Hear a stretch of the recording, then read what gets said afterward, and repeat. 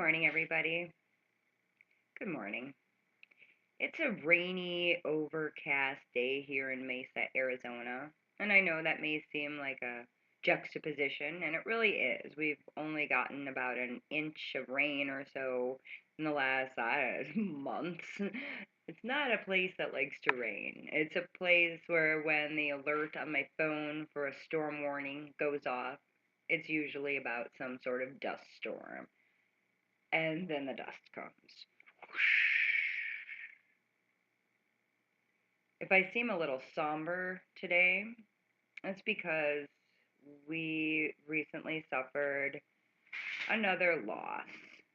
Um, our dog Bear, who had been with us for 16 years, passed away at home last night, and it was beautiful. It was tragically beautiful. It was a perfect end to his life. He actually waited for Dane to get home from work. Dane is going to work now. You can hear the motorcycle. But he actually waited. I sat with him for hours. I could just tell. I knew. I knew. You could, when you've been with somebody for as long as I've been with Bear, practically his whole life, I know. And so I just sat on the floor next to him because I knew that if I got up, he would try to follow me, and his legs kept giving out. It was so sad.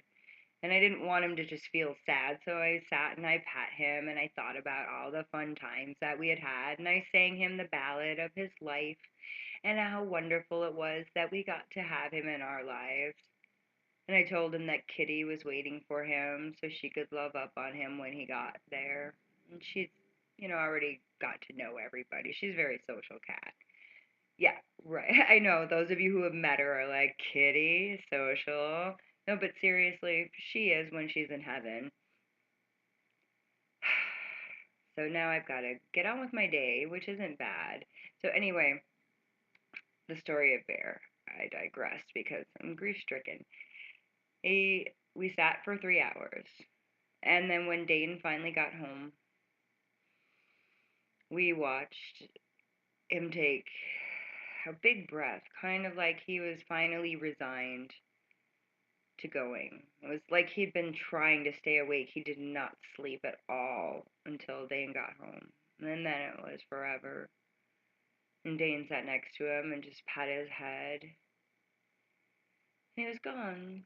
And all the animals were here and they got to say goodbye. And it was just very dignified. Once he had decided to go, he left.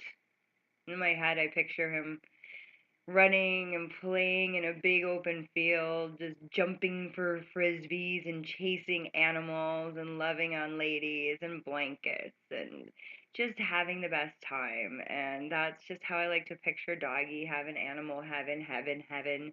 It's heaven. It's my version of heaven, and Bear is there. And I pictured my grandparents waiting for him in the light, and Kitty was with them, and they had some cool dogs too. So today, just take a moment to not only appreciate the people in your life, but the animals in your life too, because the sad part about having fur babies is they die.